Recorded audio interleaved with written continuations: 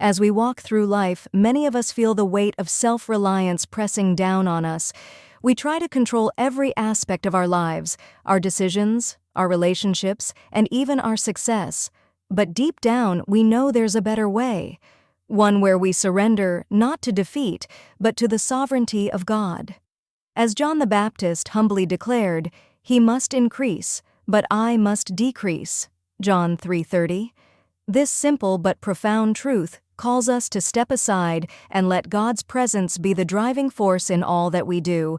What does it mean to live with less of me and more of you, Lord?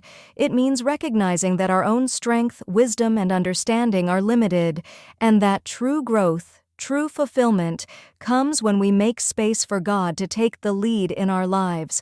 The more we cling to our own ways, the more we push God's transformative power out of the picture.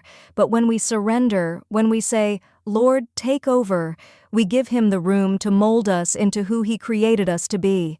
As a life coach rooted in faith, I encourage you to ask yourself, in what areas of my life do I need to step back and let God step forward? Is it in your work, your relationships, your spiritual walk? Where have you been trying to control outcomes instead of trusting that God's plans are far better than your own?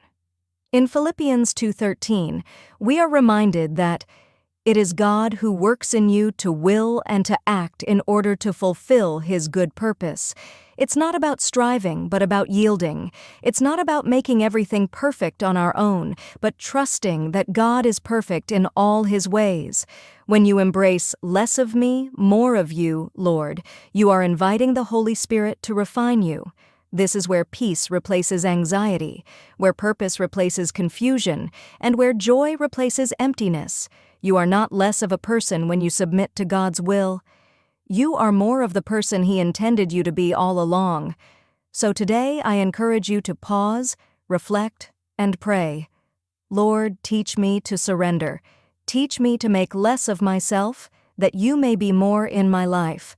When you do this, you'll find the freedom that comes not from self-achievement, but from living fully in His grace.